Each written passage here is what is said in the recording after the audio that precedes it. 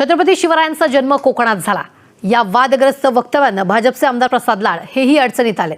त्यांच्या या वक्तव्यावर शिवसेना, राष्ट्रवादी आणि मराठा संघटनांनी टीकेची झोड उठवली। लाड आणि भाजपनं या प्रकरणी सारवासारव केली असली तरी देखील अशी विधानं पुन्हा पुन्हा काय येत आहे असा प्रश्न आता विचारला जातोय। जाणून घेऊयात काय आहे हे नवं प्रकरण आणि या सगळ्यांची तिसरी बाजू।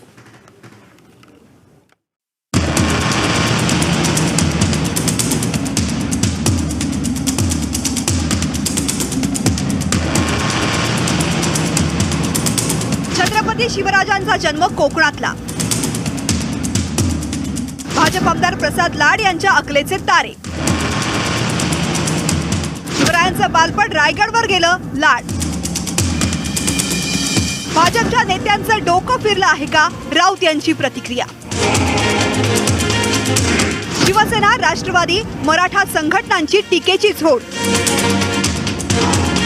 हे विकृत मानसिकतेचे मनुवादी संभाजी ब्रिगेड। काय आहे या प्रकरणाची तिसरी बाजू? छत्रपती शिवरायांबाबतच्या अवमानकारक वक्तव्यांमुळे राज्यात राजकारण तापलेलं असताना भाजपाचे आमदार प्रसाद लाड यांनी नवं वादग्रस्त वक्तव्य करत या आगीमध्ये तेल ओतण्याचं काम केलंय। स्वराज्य भूमी कोकण महोत्सवाच्या पत्रकार परिषदेत त्यांनी छत्रपती शिवाजी महाराजांबाबतचं अज्ञानच दाखवून दिलंय। राज्यपाल भगतसिंह कोश्यारी, त्यानंतर राज्याचे पर्यटन मंत्री मंगलप्रभात लोढा, त्यांच्यानंतर आता भाजपाचे आमदार प्रसाद लाड यांनी तोडलेल्या अकलेच्या ताऱ्यांनी वाद पेटला नसता तरच नवल। ही पत्रकार परिषद सुरू असताना भाजपाचे वरिष्ठ नेते प्रवीण दरेकर हे प्रसाद लाड यांच्या बाजूला बसले होते। त्यांनीही शांतपणे हा सगळा प्रकार ऐकून कसा घेतला याचं आश्चर्य व्यक्त करण्यात येत आहे। वाद वाढल्यानंतर दरेकरांनी सारवासारव केली आहे। राज्यभूमी कोकण महोत्सव कशासाठी तुम्ही विचारा तर स्वराज्याची, हिंदवी स्वराज्याची जी स्थापना झाली ती छत्रपती शिवाजी महाराजांनी केली आणि संपूर्ण भारताचा आराध्य दैवत असलेले छत्रपती शिवाजी महाराजांचा जन्म हा कोकणात झाला। त्यानंतर रायगडावरती त्यांचं बालपण गेलं आणि रायगडावरती त्यांनी स्वराज्याची शपथ घेतली, त्यामुळे ती सुरुवात कोकणातून झाली।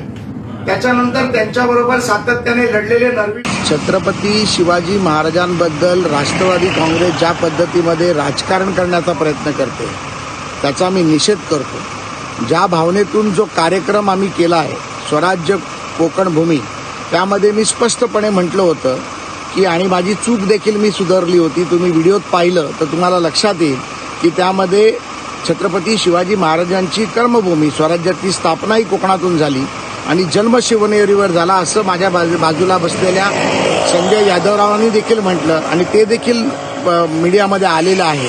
परंतु तरी देखील छत्रपतींचं नाव घेऊन राजकारण करण्याचं काम राष्ट्रवादी काँग्रेस सातत्याने करतं, त्याचा मी निषेध करतो आणि माझ्या शब्दामुळे जर कोणाच्या भावना दुखावल्या असतील तर मी दिलगिरी व्यक्त करतो। राज्यातलं वातावरण तापलेलं असताना लाड यांचं हे वक्तव्य राष्ट्रवादी काँग्रेसनं ट्विट केलं। त्यानंतर राष्ट्रवादी काँग्रेसचे नेते, शिवसेना खासदार संजय राऊत, मराठा संघटना, संभाजी ब्रिगेड यांनी लाड यांच्यावर टीकेची तोफ टाकली आहे। भाजपच्या नेत्यांचं डोकं फिरले अशी जळजळीत टीका संजय राऊत यांनी केली, तर भाजपानं छत्रपतींच्या अपमानाची सुपारी घेतलीय का असा सवाल राष्ट्रवादीचे आमदार अमोल मिटकर यांनी केला। अरे कोण प्रसाद लाड? ते काय दत्त वामन खुद्दार आहेत का? भाजपला कोणी उठतो आणि छत्रपती शिवाजी महाराजांवरती नवीन हे काय दत्त वामन पोद्दार किंवा सेतू माधवराव पगडी किंवा इतिहासकार जे यदुनाथ सरकार हे आहेत का? या भारतीय जनता पक्षाचे डोकं फिरलं आणि छत्रपती शिवाजी महाराजांची जी शक्ती आहे ना ती शक्ती त्यांना खतम करते। जी भवानी तलवार आहे शिवाजी महाराजांची, ती तलवारच एक दिवस नंतर मुंडकं छाटणार यांच्या पक्षात। रोज कोणीतरी उठतो आणि शिवाजी महाराजांवरती असं वाटायला लागलं आहे मला की यांच्या स्वप्नामध्ये अफजल खान औरंगजेब यांच्या कानाच्या घेतो म्हणतो आणि त्यानुसार बोलतो।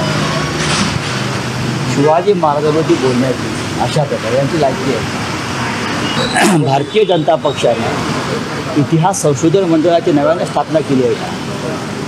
प्रसाद लाडांनी माफी मागितली म्हणून या विषयावर पडदा पडला असं होत नाही. उलट हे आंदोलन आणखी तीव्र होणार, आणखी चिघडणार. ज्या लोकांनी छत्रपती उदयन महाराजांच्या डोळ्यात पाणी आणलं, ज्या लोकांनी छत्रपती संभाजी महाराजांना अक्षरशः म्हणजे एकदम जेरीस आणलं, त्या लोकांना महाराष्ट्र माफ करणार नाही. प्रसाद लाड असतील किंवा राज्यपाल भगतसिंग कोश्यारी असतील. राज्यपाल भगतसिंह कोश्यारी यांच्या वक्तव्यानं या वादाला सुरुवात झाली. त्यानंतर शिंदेंच्या बंडाची तुलना आग्र्याच्या महाराजांच्या सुटकेशी मंगल प्रभात लोढांनी केली. त्यानंतर आता प्रसाद लाड यांच्या वक्तव्यामुळे वादामध्ये भर पडली आहे. जिसको सुभाष चंद्र बोस अच्छे लगे उनको, जिसको नेहरू जी अच्छे लगे, जिनको गांधी जी लगे अच्छे लगते थे.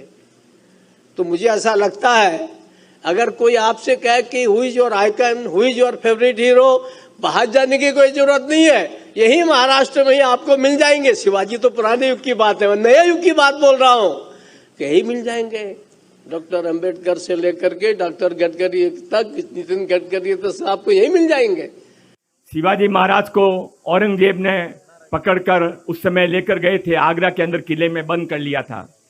पर शिवाजी महाराज ने खुद के लिए नहीं, पर हिंदवी स्वराज्य की स्थापना के लिए वहां से तरीके से बाहर आए. और बाहर आए इसलिए भारत के अंदर हिंदवी स्वराज्य की स्थापना कर सके. ऐसा ही माननीय एकनाथ राव जी शिंदे को रोकने की भी बहुत कोशिश हुई, पर आप भी शिंदे साहब बाहर आए. और आप बाहर आए तो आज ये उल्लास है. महाराष्ट्र के अंदर राष्ट्र प्रेमियों की, हिंदुत्व की सरकार आई है. आपके नेतृत्व में शिवाजी महाराज के जिस तरह से उनके मन में जो हिंदवी स्वराज्य की कल्पना थी, वो आप और देवेंद्र जी साकार कर रहे हैं. राज्यभूमी कोकण महोत्सव कशासाठी तुम्ही विचारा, तर स्वराज्याची, हिंदवी स्वराज्याची जी स्थापना झाली ती छत्रपती शिवाजी महाराजांनी केली. आणि संपूर्ण भारताचं आराध्य दैवत असलेले छत्रपती शिवाजी महाराजांचा जन्म हा कोकणात झाला. त्यानंतर रायगडावरती त्यांचं बालपण गेलं आणि रायगडावरती त्यांनी स्वराज्याची शपथ घेतली. त्यामुळे ती सुरुवात कोकणातून झाली. त्याच्यानंतर त्यांच्याबरोबर सातत्याने लढलेले नरवी. वक्तव्यानंतर वाद वाढत चाललेला पाहून प्रसाद लाड यांनी तातडीनं दिलगिरीही व्यक्त केली.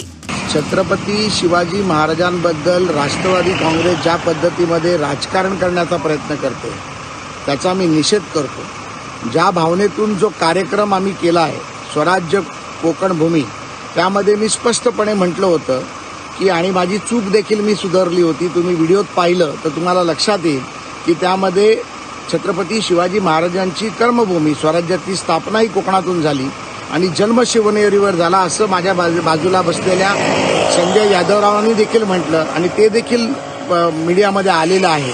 परंतु तरी देखील छत्रपतींचं नाव घेऊन राजकारण करण्याचं काम राष्ट्रवादी काँग्रेस सातत्याने करतं, त्याचा मी निषेध करतो. आणि माझ्या शब्दामुळे जर कोणाच्या भावना दुखावल्या असतील तर मी दिलगिरी व्यक्त करतो. या दिलगिरीनं या वादावर पडदा पडण्याची शक्यता तुर्तास तरी कमी दिसतीये. भाजपाचे नेते जाणीवपूर्वक महाराजांचा अपमान करत असल्याचा आरोप विरोधक करतात. तर महाराजांचा विचार घेऊ नका, त्यावरून फक्त वाद करा असा उद्विग्न स्वर राज ठाकरेंनी लावलाय. अपयश झाकण्यासाठी हे वाद उकरून काढले जात आहेत अशी टीका राज यांनी केली आहे. या प्रकरणाची तिसरी बाजू काय आहे हेही जाणून घेऊयात. राज्यात शिंदे फडणवीस सरकार अस्तित्वात आल्यापासून सरकारला नामोहरम करण्यासाठी छत्रपती शिवरायांच्या अपमानाचा मुद्दा विरोधकांच्या हाती गवसलाय. भाजपाचे राज्यसभा खासदार छत्रपती उदयनराजे भोसलेंनी देखील या प्रकरणात आक्रमक भूमिका घेतली आहे. तर भाजपाच्या नेत्यांच्या सातत्याच्या वक्तव्यानं शिंदे गट आणि भाजपामध्येही दुरावा निर्माण करण्याचा विरोधकांचा प्रयत्न आहे. आगामी स्थानिक स्वराज्य संस्थांच्या निवडणुकीतही छत्रपतींच्या अवमानाचा मुद्दा जोरकसपणे प्रचारात वापरला जाण्याची शक्यता आहे. यातून जातीय ध्रुवीकरणाचाही प्रयत्न होताना दिसेल. भाजपाचे प्रसाद लाड यांच्यासारखे नेतेही अशी विधानं करून विरोधकांना आयती रसद पुरवण्याचं काम करताना दिसतात. Bureau report, news state. बातम्यांनंतर बुलेटिनमध्ये वेळ झालेली आहे. इथेच